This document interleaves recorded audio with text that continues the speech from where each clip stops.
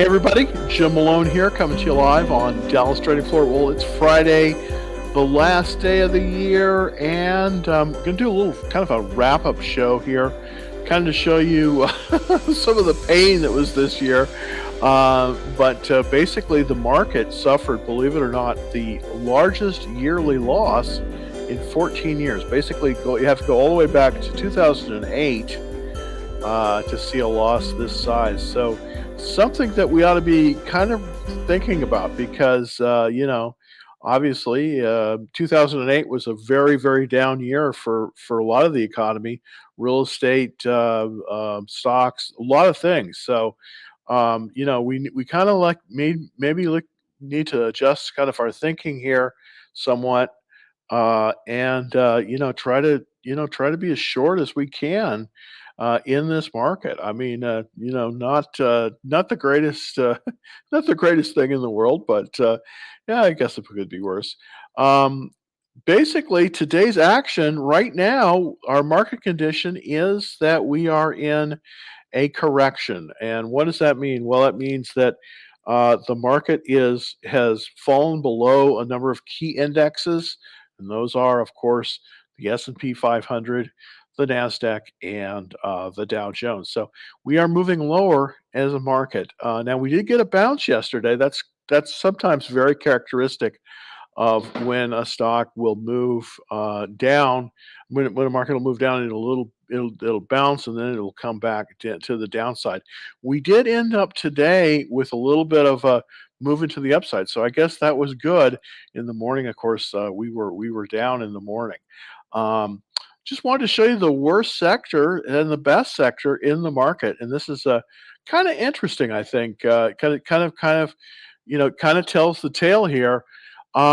In all the S&P sectors, and of course the S&P 500, this is the Fortune 500, covered from top to bottom, the best performing sector was, no surprise, energy. That was the best. That was the best. That was the best performing sector in the economy. So that's where it was. Oil and natural gas and those kind of products did well. They were up 57.8%, which is pretty amazing when you think about it. Every other sector in the S&P was down, from utilities all the way down to communication services. Communication services were the worst of the worst, and they were down over 40%. So not a good look there. Overall, if you had held the spider for the entire year, bought it for $1, you would have had at the end of the year, you would have been a little bit more than 19 cents less, so you would have lost almost 20%. So if you didn't lose 20% last year, you did fairly well. You did fairly well. That's kind of dreadful when you think about it. But if you were off 20%, well, you were right at the market. So if you were less than if you were less than that, you got to pat yourself on the back and say, "Hey, it wasn't all that bad. I'm off less than the S&P 500." So just a wretched year when it came to the market. Just not really looking good. Again, the worst in 14 years. Just want to show you the worst stocks currently. Well, the worst stocks the year over year. The absolute worst performing stock in the market in terms of its decline was Generac Holdings, down 71.4%. I'm going to go through some of these stocks. I'm going to kind of see if there's any opportunities here, because we might have some shorting opportunities here. But the worst was Generac Holdings, and then it went down from there. Tesla, by the way, down an astonishing 65%. Pretty amazing when you think about it. Also, Meta down extremely, 64%. So really, really kind of a tale of woe there for a lot of the different stocks. So we'll just come back to that in just a second. I did buy a stock long today. It's amazing that I actually bought something long, and that was Exxon Mobil. And well, it just basically, Exxon Mobil at the beginning of last year was dropped from the Dow Jones, believe it or not. But after 92 years, it had been in the Standard Oil Company. But basically, it came back in '92, and it looks like it's going to move higher. So very interesting. I did buy one full position of ExxonMobil. The only two stocks that I hold with long positions currently are BP and Exxon, so not really very exciting there. I'm short everything else. I'm short everything else. Now, in terms of investor writer sentiment, this is based on the investment writers, um, and there's still a few more bulls out there than there are bears, but not by much. So we're kind of we're still fairly bearish in this market, and I think we should be more bearish because just before I came on the air, one of the uh, great people that is in the Discord room sent me a thing from Market Rebellion, which by the way is also excellent site, and it's showing some seriously bearish territory, at least at least for the first part of the year. So we may be going down lower, and we might have to be short in order to make money in this market. Again, here's the stocks that I hold long: BP and ExxonMobil. Those are the two that I hold long right now. They're both up today. But unfortunately, the stocks that I hold short, they were also up today. I did short Lululemon. I did cut my short position in half though as it started to move up. But everything else kind of is a pretty much slow day. I did make a little bit of money on Tesla initially, but it's pulled up a little bit, so I am down a little bit on that one. Down on that one a little bit as well. Hopefully, holding it over the new year, we'll see that continuation of the slide. I'm also short Nvidia, and I'm considering shorting AMD just based on that. The stock of the day, this is the IBD stock of the day, was Deere, DE, and part of the reason for this, of course, is the increased expenditures on, the increased expenditures on infrastructure, and it does look like DE has pulled back. But here's the thing: the pullbacks this year, the normal way that you would buy this, it would pull back to that 50-day line, that 200-day line or the 50-day line, and then you would buy it as it reversed off that. That just hasn't worked very well this year. But Deere is looking to probably expand next year because there's going to be a lot of growth in spending for infrastructure next year. It's in a pretty good group, 11 out of 197, and it's got a 99% composite rating. So it's in the top 1% of all stocks out there currently in terms of performance, and it's at 426.87. So I'm not sure I'm going to be buying this one, but it is the stock of the day. Just wanted to bring that forward for everybody here. All right, for now, let's just get into some of the shares that were the worst performers of the year, and I want to see if there's any opportunity here to possibly short these. So without further ado, let's put that up on the screen and see if we can if we can make if this will make any sense. All right, so let's see if we can try to get it so that it can be seen by everybody on TikTok. A little bit constrained in terms of that, but let's see if we can do that. Okay, so here we go. This is Generac Holdings. This was the worst one. See if I can move in even tighter here. This one was the worst one. Let's see if we have the ability to move forward here. Okay, so this is the worst stock of the year.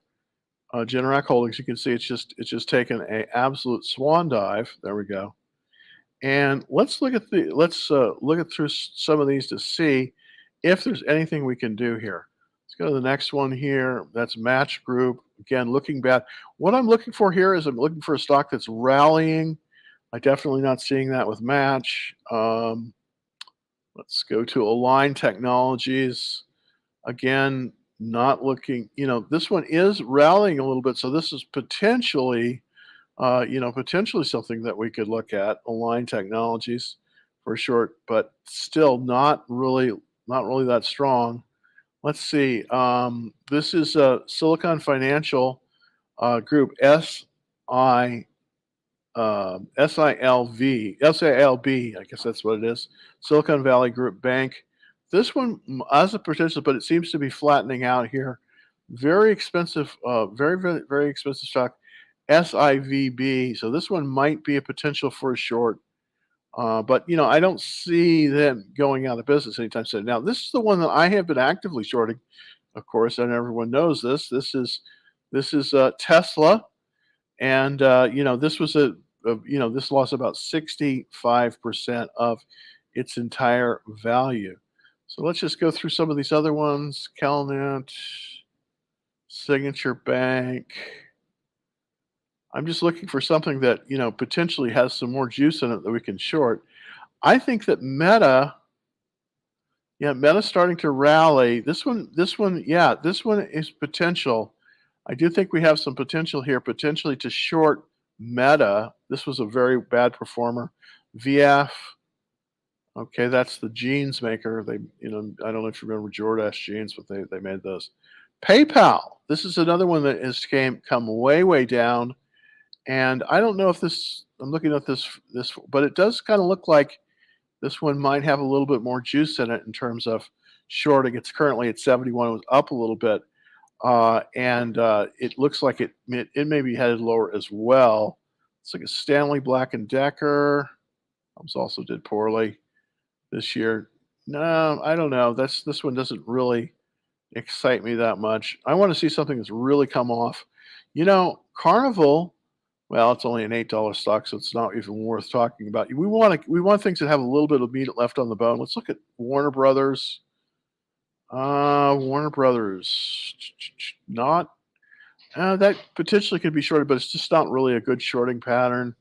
Lumen Technologies. This is a telecom provider. I don't know exactly what they do. It's a $5 stock, so forget it. Let's look at Zebra. Zebra Technologies. This is an interesting one because it is so expensive. It's a $256 stock that seems to be sort of in a downward trend. So let's see if we can. Yeah, it seems to be kind of in this downward trend. Yeah, Zebra. Let's look at Dish. It's a $14 stock. We probably don't want to touch that one. Just too cheap. Let's go down a little bit more. See if we can. Dish Network. AMD. Now, AMD is showing an interesting pattern. I think this one is shortable. It's come down. It's gone above that 50-day line, and it looks like it's right. So this one possibly we could look at for a potential short. So I'm interested in AMD, and let's take a look at Seagate. Seagate potentially, but I like AMD better as a short. So if we were just looking for something to short here, I think that AMD might fit the bill. So let's kind of move back there, see if I can. Yeah, I can get back to the chart on AMD. What I'm going to do is I'm just going to go and let's take a look at AMD to see if there's anything there. Now, this one, of course, has suffered hugely this year. I don't know if hugely is a word. I don't think it is. But this one looks like it is potentially shortable, and we've come up here to a peak. That's a head, and this is a shoulder right there, and then this is the other shoulder. And typically, the way this should be is that the left shoulder should be a little bit higher than the right shoulder, but it looks like they're almost the same height. This definitely looks like, unfortunately, it's headed lower, 64. So this one definitely could come down here. So this one is a potential shorting candidate. I want to put that up there just so that we'll know. So AMD is a potential short. Now, obviously, I haven't looked at everything on this, obviously, but there we go. So AMD is a potential short here, and I'll be covering this hopefully in the new year, but I'll be covering it in the new year. So, anyways, that's kind of the long and the short of it. A lot of the big tech stocks really taking it in the shorts this year. Tesla, Meta, and AMD. So they're all. I'm short currently Nvidia. uh, in the chips, and I definitely think that there's some more weakness. There's some more weakness in the chip stock. So let's go to the questions. Thank you so much for holding on here. So appreciate it. And here we go. Um, Happy New Year, by the way, everybody. Well, we're not quite there yet, but we're getting there. So Happy New Year.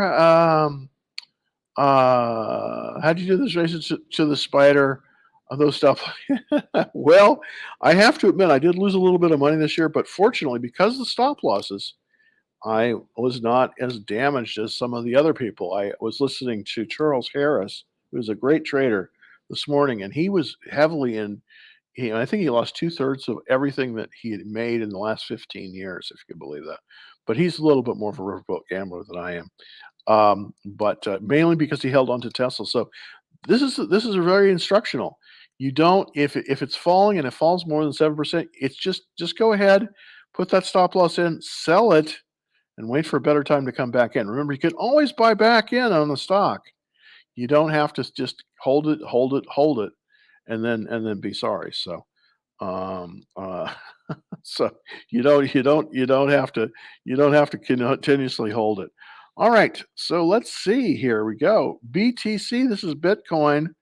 What do I think for Bitcoin? Well, I'd like to give you some better info. I'd like to give you some better news. I like to say, hey, I think Bitcoin is going to be great, but I frankly think that Bitcoin maybe goes as low as $6,000 or $7,000. So I would not be a Bitcoin buyer here. I just wouldn't. I just wouldn't. I just wouldn't. I wish just wouldn't.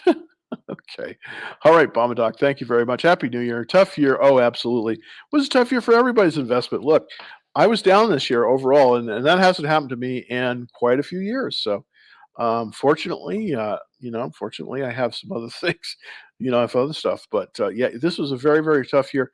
Worst year in 14 years. So, if you didn't if you were if you didn't go down as much as the S&P 500, you're done well.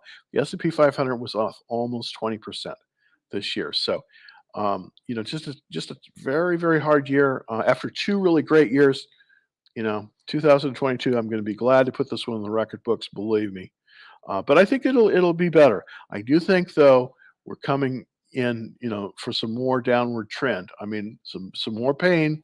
But then I think that if eventually we're going to get to the bottom, everyone's going to give up on the stock market, and that's when we're going to be buying. But right now, just not a good time. It's just been a tough year for a lot of people. So if you're down, pat yourself on the back, dust yourself off, because we're going to make some money this next year. We may have to go short to do it, but we're going to make some money. So just keep on this. Keep tuning in the show. I so appreciate everybody that does. Apple might be a good one to short. I think so. I think so. And the tech stocks just have, they've been really tough. So let's go over to Apple AAPL.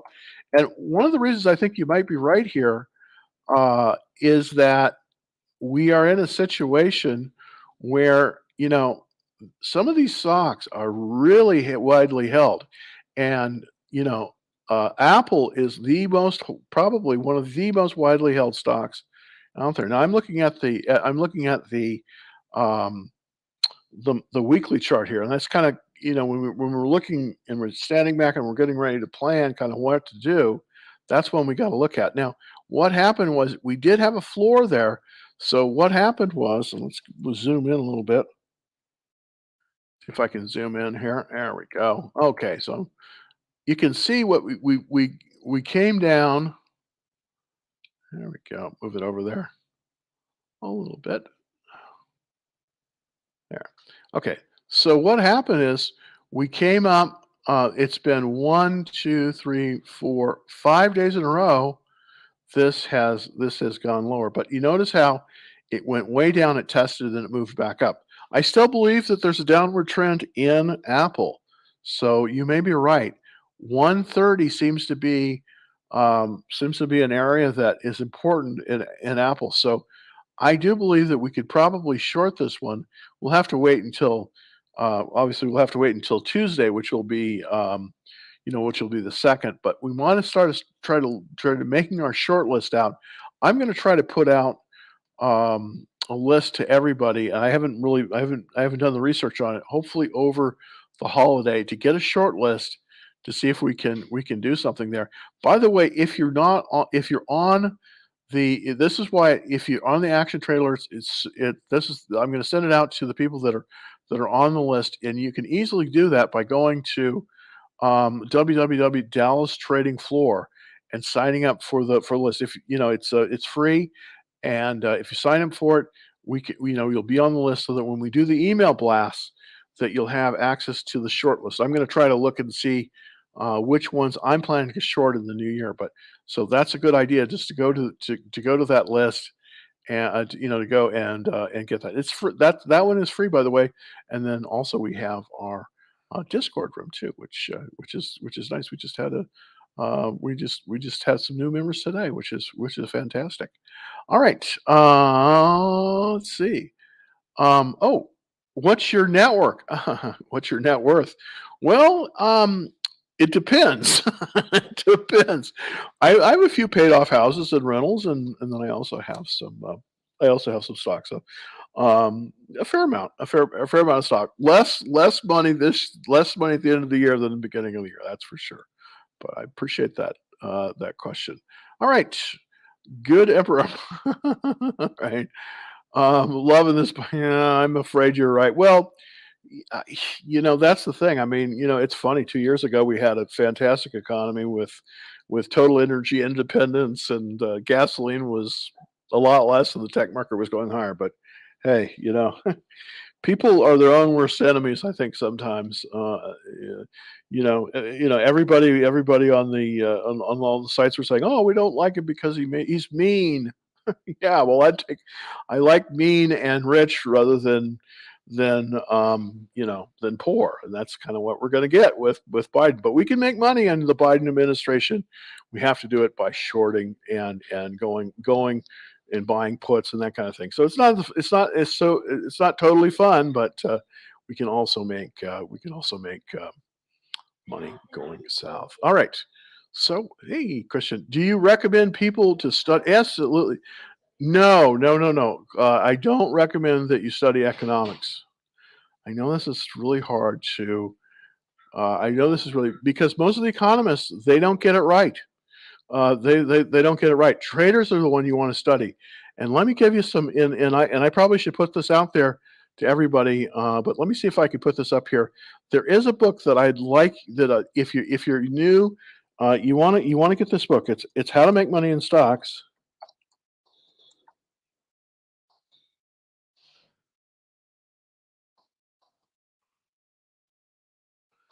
by ONeill. And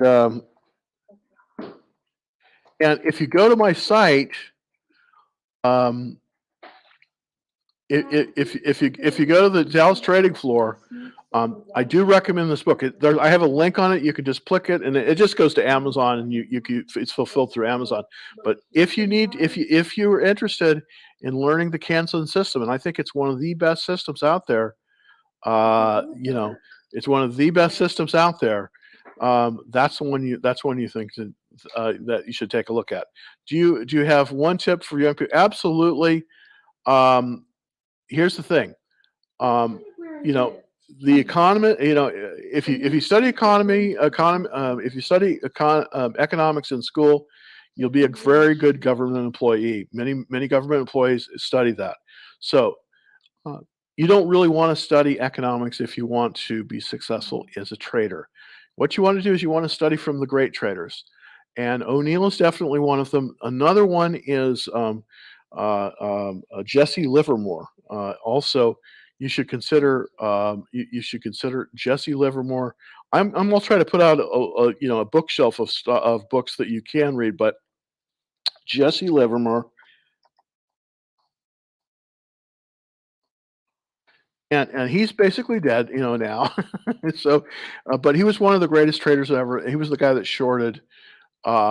He's the guy that shorted the stock market in the 1929 crash, and he made an absolute fortune. His name is Jesse Levermore. He wrote a book called Reminiscences of a Stock Operator.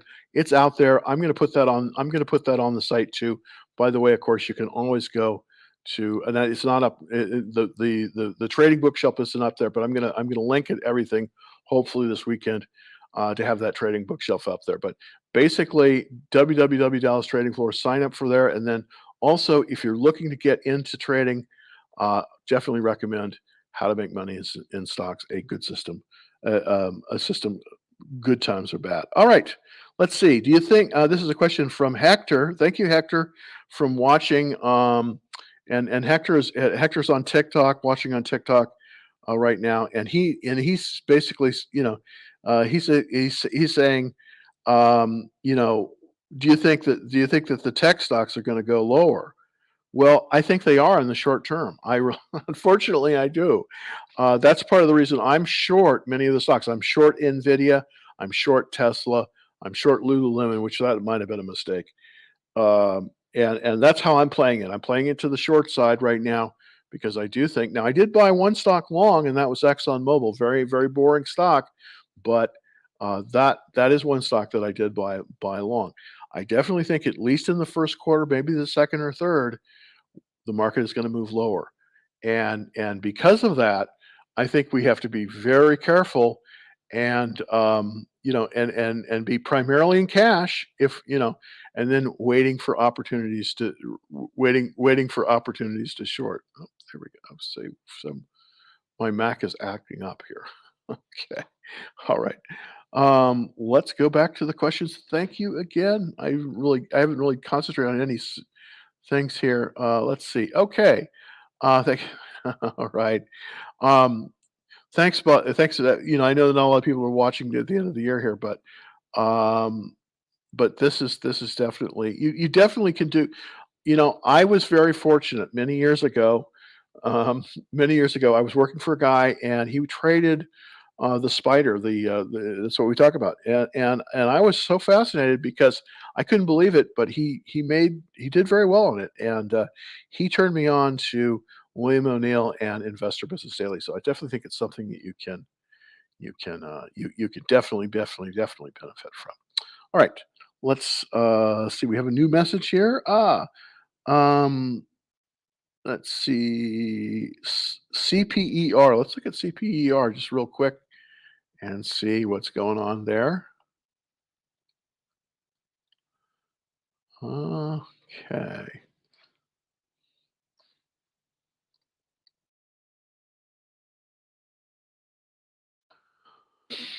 CPER. And there we go. Oh, US Copper Index. Okay, so this is the index. Okay, well, it makes sense. Um, Here's the thing. Here's what we've got going on. This is one of the reasons why you should not study economics in college, because here's the thing. What's happening is that financial assets are going down. There's what they call deflation in asset values. What I'm talking about are things like home prices and that kind of thing. So they're deflating.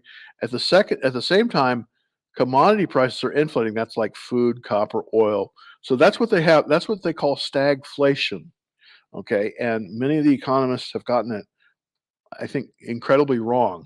Many of the economists are going to tell you to buy gold, which is, I'm sure this is a good thing, but the problem is you can't eat gold. Really, what you want to be in a period like this is you want to be in cash, and you want to be short. Okay, so that's really kind of the situation here.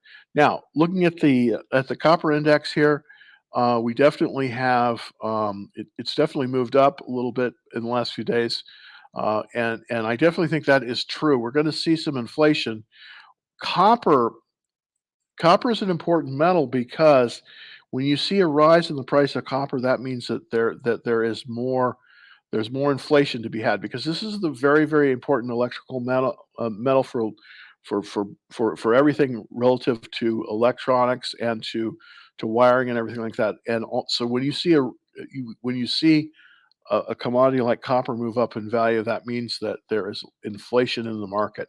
Let's look at there is a stock, SCM. This is the copper miner in Chile, and this is the biggest copper miner in the world. So let's kind of look at their chart to see kind of if this gives us any information in terms of a forecast on kind of what inflation is going to look like. But it does look like we had this cup and handle that failed, but we're still moving higher on this one.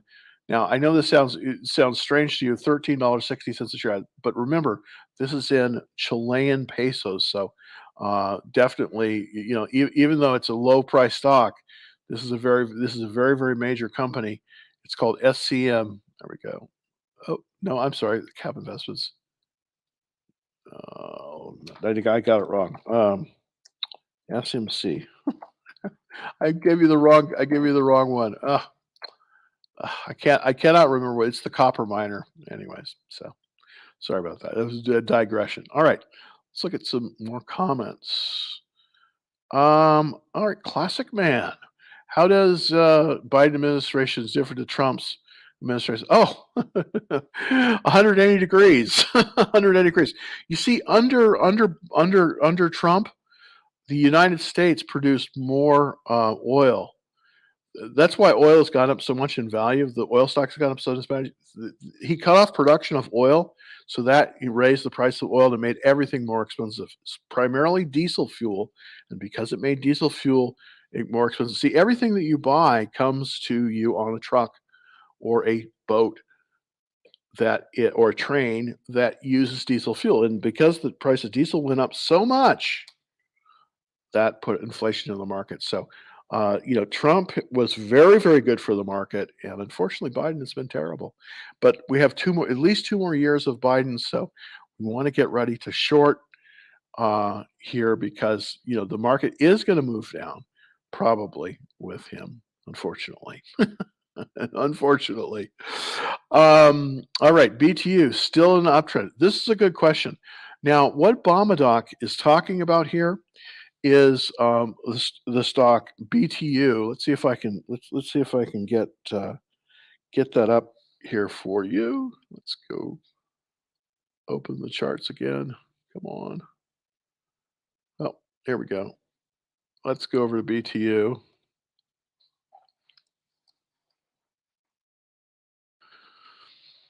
And BTU, by the way, is Peabody Energy Company, and it is the largest.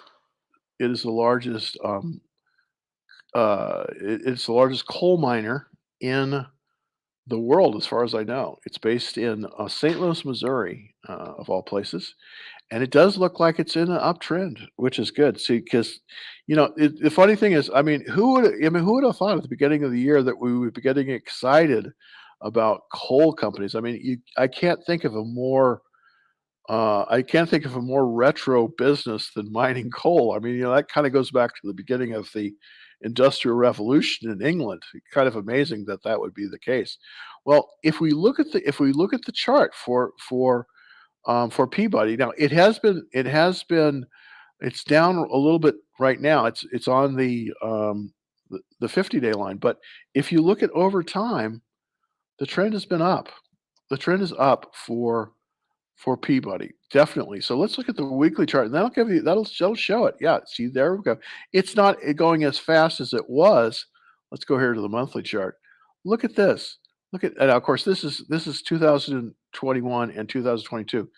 It's definitely gone up, and even though it did pull back a little bit, it's going higher. It's going higher now. Who would have thought that coal would be a great investment? But apparently it is. And here, let's look at the fundamentals here on Peabody to see. Well, the sales are up 98%. This is in the last quarter. Also, the profits, and this is the key, the change in the earnings per share, 490%. So the thing about it is that, and the price to earnings ratio here is 3 for Peabody. Isn't that amazing? Look at that. The cash flow, $400.84 per share per year. And the stock is only a $26 stock. So if we compare a company, let's compare a Peabody Energy. Let's do this for fun. Let's compare it against Meta. Because, I mean, I'm not picking necessarily on Meta, but I want to show you this. I want to show you this. META is Meta. All right. So let's look at and let's look at last year. Let's just look at last year. Uh, uh, let me go over here to the comparison here.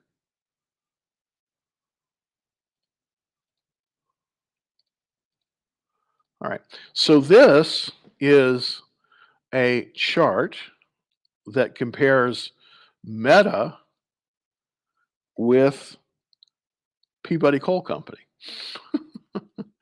Now, the Peabody Coal Company, if you'd invested last year at the beginning of the year, if you invested $1 with the Peabody Coal Company and you invested $1 with Meta, you would have 40 cents left of your dollar from if your investment in Meta. It went down that much. You would have had 40 cents. Or if you invested in Peabody, you would have had $2.80. So that's pretty amazing. Let's look at it even in the last 6 months. You think, Jim, why would I do something silly like invest in a coal company? Well, this is why. Look at this. Now, this is in the last 6 months performance.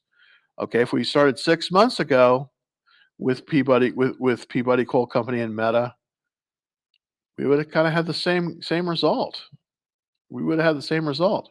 Now, just in the last, this is up 30% in the last 6 months. Let's look at the last 3 months. Okay, the same thing. Let's look at the last 3 months here, and that would be 9/1/2022. So let's look at that. So look at the much better performance. Meta, the whole market is down, and Meta was down at least 25% just in the last quarter, whereas Peabody Coal was up 15%. So that kind of tells you something there. Very significant in that we do have, it is very, it's still a good time for the Peabody Coal Company and coal in general. So you might want to look at Arch Coal too. That's ARCH. That's another coal company that looks pretty good as well. Troy from Toronto is wants to find out about NOG. Of course, this is Northern Oil and Gas. Thank you very much, Troy. Hope you have a nice New Year's here. Let's go back over to. Let's see if I can get that up. And this is going to be NOG, Northern Oil and Gas. And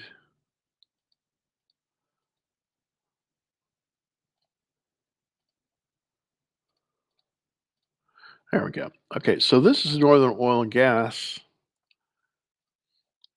And I'm going to go over here. I'm on the weekly chart. You can see kind of it definitely is moving right up the right up the 50-day, right up the 200-day line. So it's above that. It looks like it's potentially going to bounce here. Let's go over to the daily chart to see if we have an entry point for this. I definitely think it's a good stock. Yeah, we came down, we tested that 200-day line right about 30. Looks like we're getting some support there. Even though the oil and gas did very, very well last year, I still think that it's doing, out of any of the groups, it's doing the best. So I definitely think this is where to be looking. It's not as high up in there. It's only 70 out of 197, but this is looking good. This is not a bad buy point here.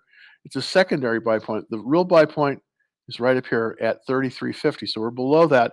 What we've done is went down, we've come up, and we've pulled back down to the 200-day moving average, and it looks like we're getting some support there. So that might be a good entry point for that. Let's look at the technicals here to see kind of if we could do that. Now, yeah, we're within 5% of the 21-day line, and we are a little bit below it. So this is definitely a place that we could definitely move into it. This is not a bad stock. This would, if you're going to go long, you want to be in the energy sector, I think, still. And yeah, this is good. Yeah, here, and this is fantastic. Yeah, here we go. Thank you for sharing, Troy. Really appreciate it. This is, the energy stocks have been huge this year. I bought NOG like $3 and sold it at 7, kicking myself. Well, hey, but there's so you can still get on board. I still think that we're going to get some more very very nice movement in the oil stocks. I mean, looking for the ones that are a little bit beaten down. Now, again, I took the safe way out, and I bought Exxon at the end of the year. I kind of had to make a buy because it was such a weird year. But even the big cap oils are doing well. Take a look at Oxy, take a look at Exxon, but also take a look at some of the smaller ones as well. But Northern Oil and Gas, great company, and the fact that you see, you more than doubled your money. That's over 100% return, by the way, everybody. If you do it $3 to 7, I mean, that's like 100% return. So that's very good. The fact that you made 100% on something and then you sold it and you're kicking yourself, well, don't get greedy. That's just the only thing. Don't get greedy. Just push up your stop loss. You did great there, and I think you should be commending yourself on that, because that's such a good that's such a good point there. Here we go. This is a Thinkorswim from TikTok. Thanks for watching, by the way. The EU needs oil and gas. They're paying desperate prices. Absolutely, that's true. Absolutely, that's true. You know, eh, everybody. Another company that we want to look at is Cheniere.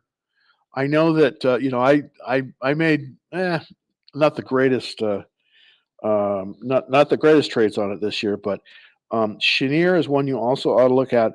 That's LNG is the symbol for that, of course, and they liquefy natural gas. And I do think that coming into the new year, we might want to look at this one again too, because it's come right down. It's tested it's tested the 200-day moving average. It looks like it's getting some support there.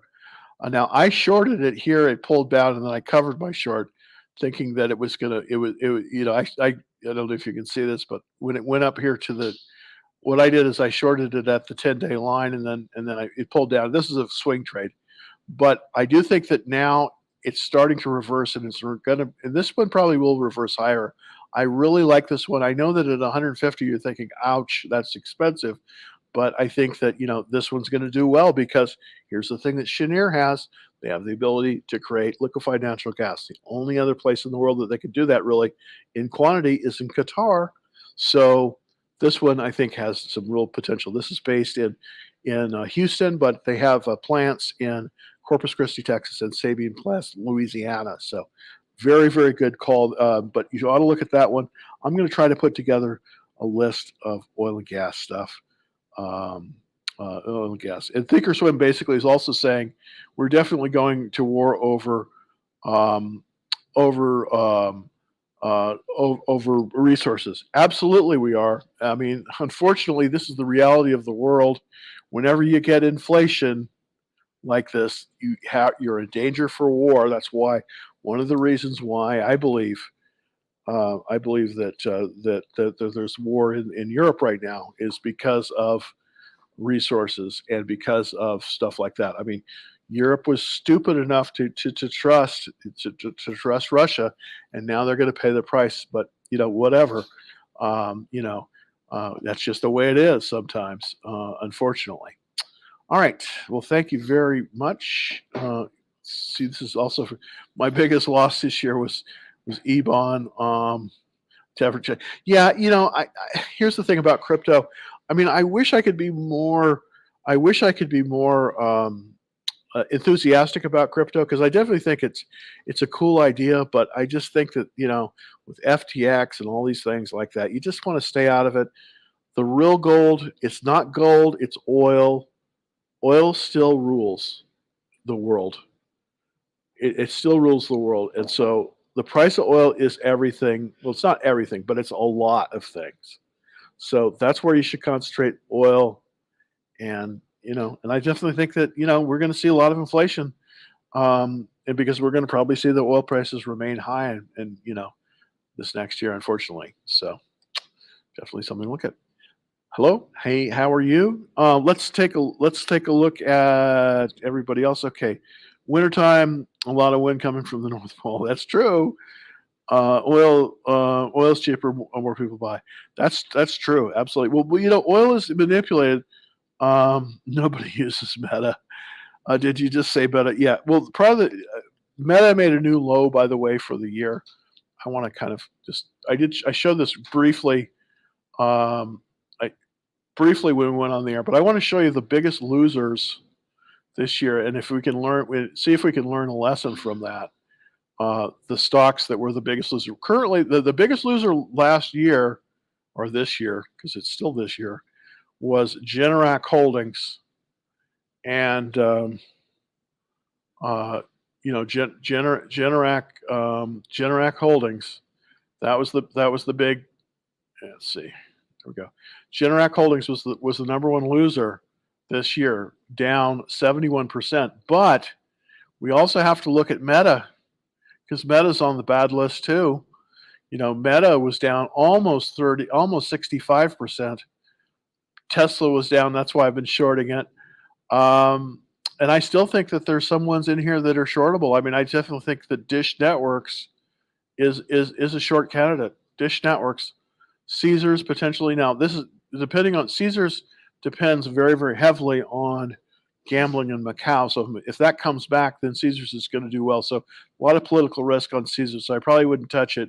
Dish Network, I think, is going to get whacked again, and it's down, and it was down 56%. It could go much lower as well. But I think this is an interesting. This is an interesting little chart. Also, AMD. So I see extended weakness in the chips, and also in just some of the tech issues like Meta. So there you go. All right. Is Tesla going lower? I believe it is. I believe it is, and that's why I'm short Tesla. And that's why I'm short Tesla. Now, it was up a little bit today, but I think it's going to about 85. That's my guess. Let's go. I'm just clicking through the list here. There we go. Okay, this is what I have short currently as of today. I have Tesla short. Now it was up a little bit, but I think it may go as low as 84. That was I tried to post something on Reddit the other day, and of course I didn't have enough karma to do it. That's what they call the thing.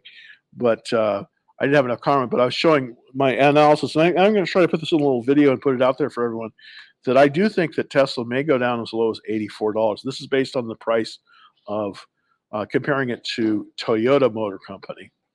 And so I think that, that's the way it goes. Question why, and Troy's asking, why do companies do splits? Well, when things are going up, splits can be very exciting for people. They get more people into the stock. Tesla was split 15 for 1. It split twice, once 1 for 3 and then 1 for 5. So, and if you've been watching the channel any amount of time, I definitely made some very, very good money on those splits because there's a special way to trade splits that I talk about. But right now, it's not a good time to be talking splits because we're in a downward trending market. And I don't think we've hit the bottom yet, unfortunately. I don't think we've we've hit the bottom yet. All right. What about Servicenow? Let's look at Servicenow. I definitely think that's trending lower. Let's take a look. That's probably be the last one for today. I so appreciate everybody. Servicenow is symbol NOW. Let's look at that chart. Move on over there. There we go. So this is the Servicenow chart. And yeah, it's this downward trend again. Let's put it up there for everyone to see so they can see it on TikTok. But, we have this long downward trend. Okay. You don't want to buy a stock that's long. You don't want to buy a stock long that's under this black line. Why? Because that's the 200-day moving average. You just don't want to buy if it's below that line. And it's definitely below that line. So it's been headed lower, and it's been headed lower not just for a little bit of time. Basically, Servicenow started going south basically right here in about November of 2021. So it's been going south for 1, 2, 3, 4, 5 quarters, and I think it's going to continue. See this? So even though it's up a little bit, I think it's going lower. I think you're going to see some resistance right about there, right at about the $300 level. So this is potentially a good shorting candidate. And I definitely think this is a good shorting candidate if we kind of draw this channel. Just drawing a channel in here, kind of drawing a channel. That's the channel that it's in. See, it's in this channel. I didn't quite draw that right. Oh goodness. Yeah, there we go. There's the channel. A little bit. I'm not the greatest with these pens, but you can see how Servicenow is in this channel, and that channel headed south. It does look like this one is a good shorting candidate because it's come right up to the top of the channel, and there's some potential that it's gonna go lower, and it can be shorted lower. So, also let's look at the fundamentals on this one. Um, the PE ratio is way too high. It's 58 here. So that means that the price of the stock is overvalued relative to other things. Here's why I bought Exxon today. I'm going to compare Servicenow with Exxon, XOM. XOM has a 10, no, I'm sorry, a 9 PE. Okay, and in this kind of market, in this kind of market, the low PEs are winning. So let's look at that comparison chart. All right, share that screen again. There we go. All right. So this is a comparison chart of Exxon and Servicenow for the last, well, let's bring up a better chart so you can see this on TikTok. Let me just, yeah, there we go. So you can see this on TikTok. Let's look at the last quarter. Okay, so let's look at 9/1/2022. Let's compare Servicenow. Oops, is that right? Yeah. So this is Servicenow compared to Exxon. And this is why you should be you should probably be looking to get out of ServiceNow and get into Exxon because basically if you bought this a quarter ago, if you bought this 3 months ago, you bought both stocks. And this is where the money is flowing in the market. It's flowing out of tech. All right. Now you can see ServiceNow is a big software as a service company. It's essentially an enterprise software company. Okay, look at what's happened in the last few months. ServiceNow is trending lower, whereas Exxon, which is in the oil sector, is trending higher. So you get the picture here. So that's what I'm trying to say. Right now, if we look at ServiceNow, it's really not something you want to be. It's really not something you want to be in. You want to be in the oil sector. The reason you want to be in the oil sector is because relative to the tech sector, which ServiceNow is in, the oil sector is doing a lot better. So what I would recommend is not to buy, obviously, ServiceNow. I don't necessarily think it's a great short, but I wouldn't be buying it either. All right, everybody. Thank you so very, very much. Happy New Year to everybody out there. Thank you so much for watching.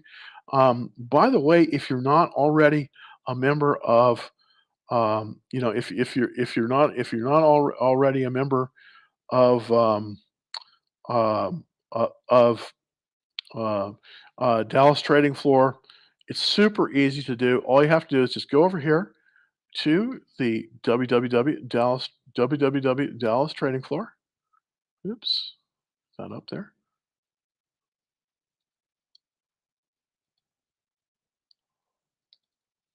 Anyways, www Dallas Trading Floor. Also, by the way, everybody, let's see, there we go.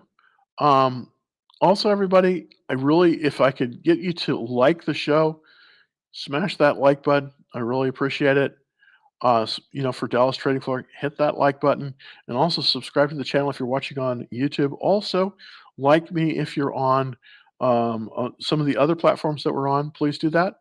And also, to sign up for the free action trade alerts, just go to www Dallas Trading Floor. I'll be back in the new year on the 2nd on Tuesday. Thanks again, everybody, for watching. I so appreciate it. Happy trading.